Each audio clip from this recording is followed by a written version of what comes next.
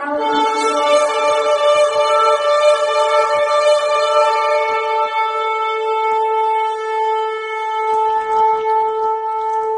thème de ce soir, c'est donc Ratson ou la volonté du non. Alors, pour comprendre ce qu'est Ratson et la volonté du non, alors j'ai choisi donc deux textes exactement les mêmes dans deux livres différents pour expliquer comment fonctionne Ratson. Pour ce faire, ce soir, je vous ferai un partage d'écran que je laisserai un peu de temps pour que vous puissiez prendre note pour ceux qui aiment écrire en hébreu et avoir les racines hébraïques. Vous pourrez retrouver cela un peu plus tard, vous pourrez le télécharger. Mais enfin, pour l'instant, je vais le partager. Donc, nous allons pour commencer prendre un premier texte dans la deuxième épître de Paul aux Corinthiens et au chapitre 6. D'accord ? 1 Corinthiens et au chapitre 6. Et je vais simplement lire les quelques premiers versets.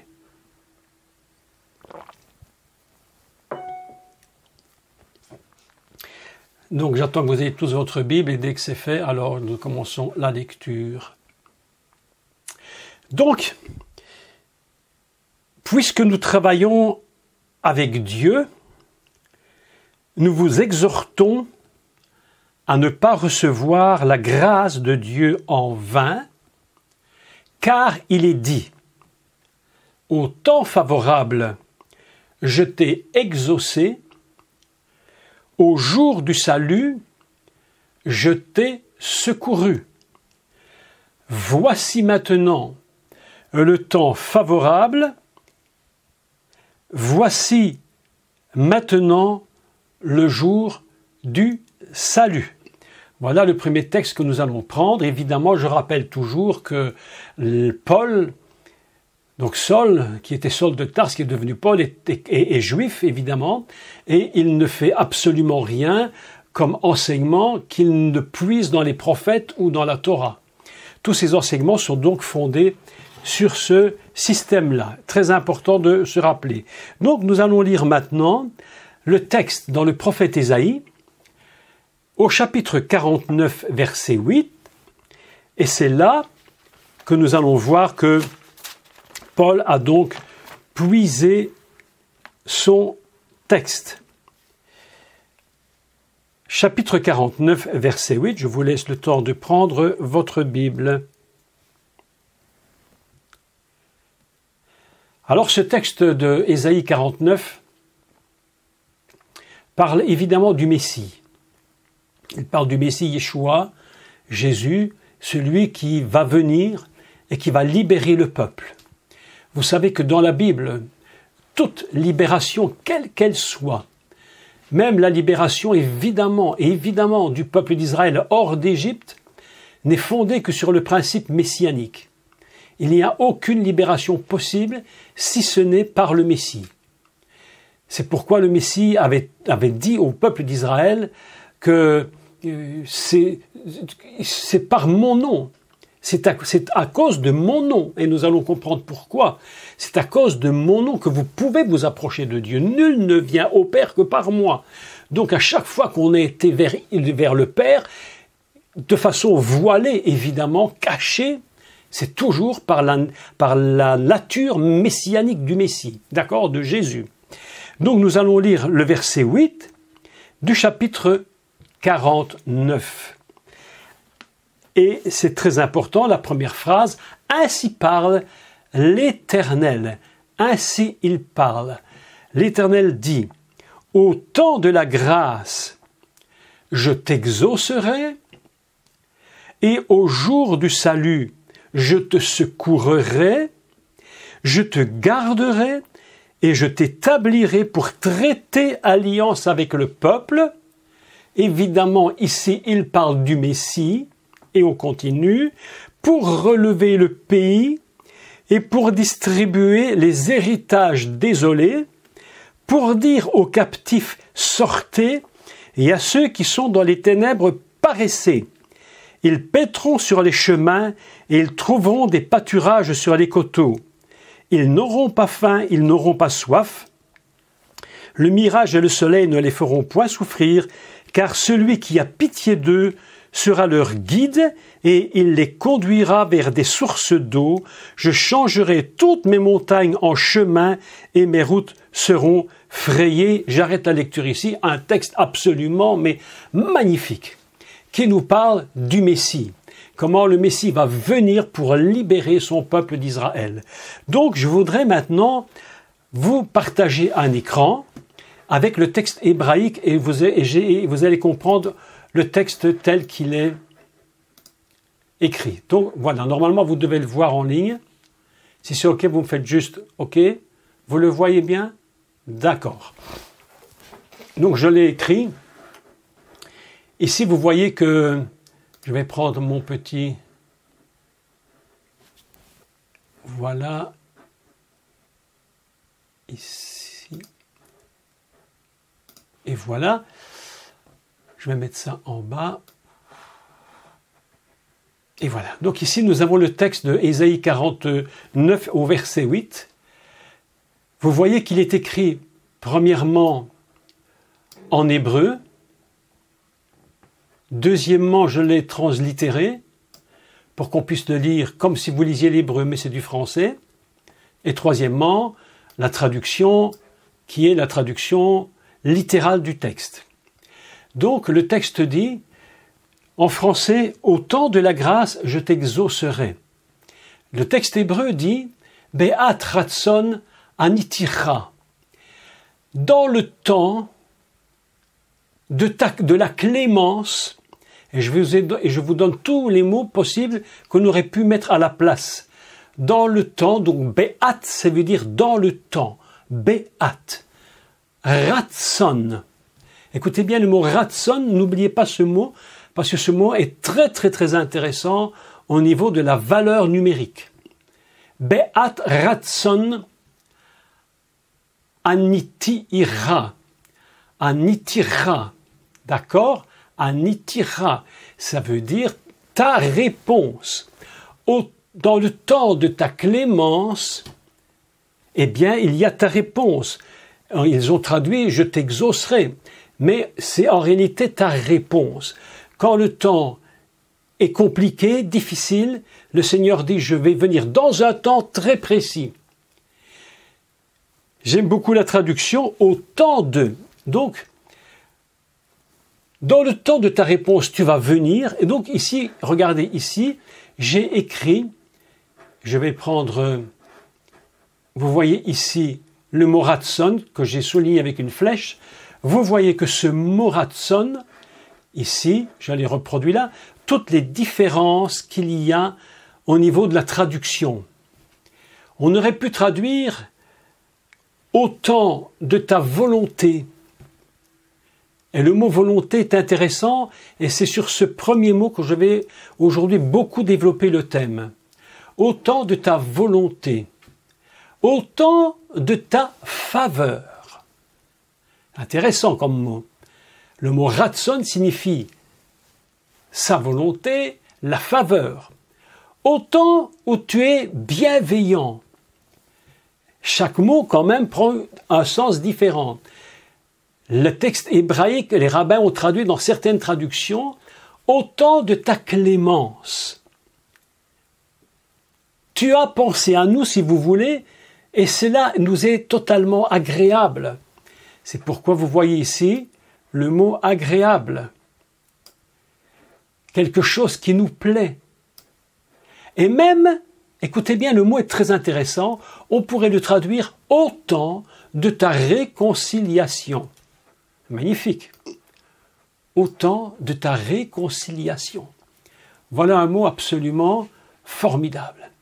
Eh bien, au moment de ta volonté, ratson, au moment de ta clémence, tu vas venir pourquoi? Tu vas venir parce que dans ce temps particulier, tu vas définir un jour. Écoutez bien parce que c'est intéressant de comprendre comment Dieu fonctionne.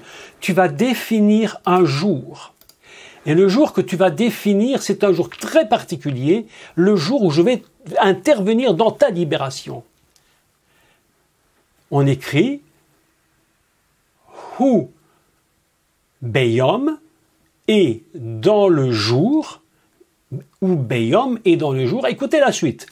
Hu Beyom, et vous allez reconnaître le son. Hu Beyom Yeshua. C'est intéressant ça.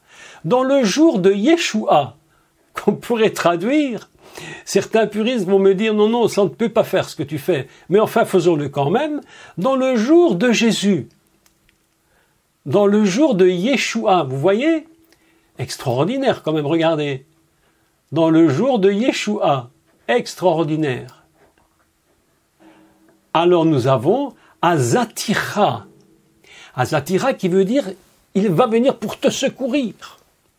Il y a un temps bien précis de Dieu où il va faire sa clémence, il va être bienveillant, il va produire de la réconciliation et tu auras ta réponse. Voilà l'œuvre du Messie. Et il dit, Hu Beyom, et dans le jour de Yeshua, il te secourt. Voilà un texte absolument magnifique. Ésaïe 49. Et l'apôtre Paul va reprendre ce même texte. Et il va écrire aux Corinthiens, il va leur dire, écoutez bien, il y a toujours un temps favorable.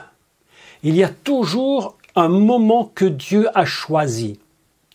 Toujours un moment que Dieu a choisi pour qu'il puisse venir et te secourir.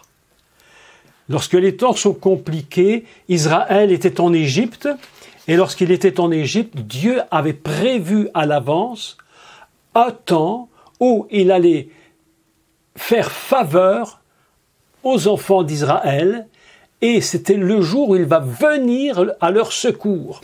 Et vous voyez que le mot « venir à leur secours », donc c'est le jour du salut, le jour où il va te donner le salut pour te secourir, c'est le jour du Messie. Ainsi, toute œuvre de libération est toujours fondée sur le Messie. Et Yeshua, dans ce texte-ci, se prononce véritablement Yeshua, et il signifie du salut. Et le jour de Yeshua, le jour du salut, il te secourt. Voilà un texte absolument magnifique. Donc, voilà une première chose que nous avons mis en place. Maintenant, nous allons passer à quelque chose de différent. Je voudrais que vous regardiez ici en bas.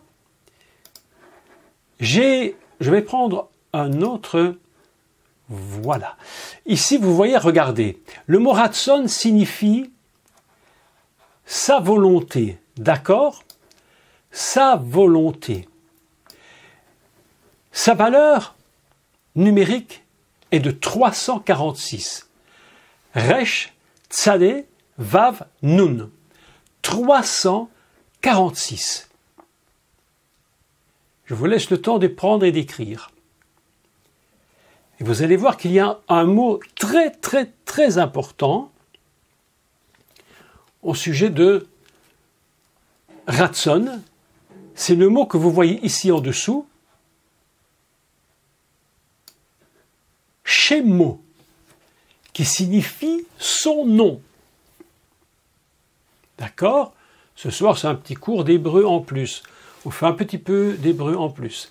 La valeur de Shemo, Shin, 300, Mem 40, Vav 6, et nous avons 346. Et vous constatez que, voilà, vous constatez qu'en fait, la totalité de ces deux mots est de 346, c'est-à-dire ils ont une même valeur et un même poids. Qu'est-ce que nous disent les rabbins quand ils parlent de Shemot, de Shemo et de Ratson? Ils nous disent que la volonté et le nom de Dieu sont identiques. C'est la même chose. Lorsque tu dis son nom en parlant de Dieu, de Hachem, de l'Éternel, lorsque tu dis Shemo, son nom, et sa volonté. C'est absolument la même chose. Il n'y a aucune différence.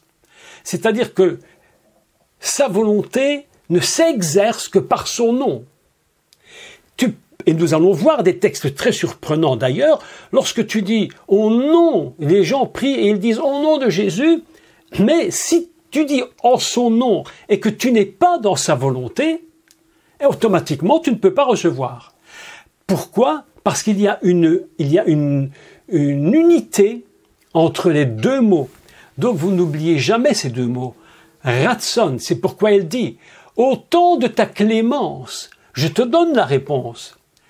Mais il faut que le mot clémence, on pourrait le coder par le chiffre et on pourrait dire dans le temps de sa volonté. Au moment où la volonté de Dieu est présente, où elle se manifeste, dans le temps de ta volonté, il y a une réponse. C'est-à-dire que c'est très important que vous compreniez qu'il ne suffit pas de dire « aujourd'hui je veux, j'exige », il faut que ce que tu demandes soit toujours dans sa volonté pour que Dieu puisse te faire clémence, pour que Dieu puisse être bienveillant avec toi. Sinon, sa volonté ne pourra pas s'accomplir. Il y a beaucoup de... Je me rappelle d'une jeune dame qui était dans une église. Et elle criait tout le temps « au nom de Jésus, au nom de Jésus, au nom de Jésus ». Mais jamais rien ne se produisait. Jamais rien ne se produisait. Pourquoi ?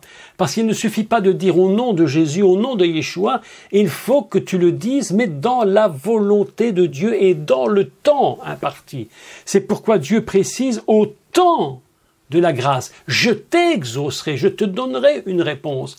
Il y a donc un moment où tu dois connaître le temps de Dieu. Vous savez, le peuple d'Israël n'est pas sorti n'importe quand d'Égypte. Il y avait un temps de Dieu, un moment de Dieu, mais non seulement une saison de Dieu, mais il y a aussi le jour de Dieu, il y a aussi l'heure de Dieu. Et nous allons relire quelques textes, justement, où on parle du jour et de l'heure. Lorsqu'on dit « nul ne sait le jour ni l'heure ». Vous connaissez ce texte, lorsqu'on parle du retour, où Yeshua parle et il dit « personne ne connaît ni le jour ni l'heure ». C'est impossible de le savoir, même les anges, même le Fils, que le Père seul. Autrement dit, il y a un jour et une heure. Autrement dit, il ne suffit pas de dire maintenant, tout de suite j'exige quelque chose. Il faut que tu sois dans le temps de la volonté, dans ce qui est la faveur de Dieu, et alors il te répondra et il t'exaucera. Et à ce moment-là, il y aura un jour où Jésus, Yeshua, le salut, il va venir pour te secourir. J'ai remarqué ici d'ailleurs encore une petite chose. Je vous fais ici, je vous le prends dans une autre couleur, comme ça vous verrez mieux. Vous avez vu que la racine, regardez, la racine de Azor, ici la racine était coupée, il n'y a que 2 consonnes, mais je l'ai quand même mis en rouge. Vous avez Azor, je l'ai écrit ici. Regardez. Azor signifie secourir, aider, assister. Et ça nous rappelle j'allais dire, une très vilaine chose, mais un prénom quand même. Disons un prénom, même si ce n'est pas tout à fait la bonne définition. Mais un nom codé qui est Ebenezer, qu'on appelle en français Ebenezer, et qui signifie la pierre du secours. Vous vous souvenez de Ebenezer, la pierre du secours, et je vous rappelle au passage pour ceux qui ne le sauraient pas ou qui l'auraient oublié, que le mot Even, pierre, est un mot construit sur 2 mots hébreux, le mot Av et le mot Ben. Et lorsque vous mettez Av et Ben et que les lettres se mettent au milieu, le Père et le Fils produisent le mot pierre. Autrement dit, Ebenezer, si on faisait un décodage du mot, c'est-à-dire qu'on décortique le mot, on pourrait le Père et le Fils secours. C'est extraordinaire comme texte.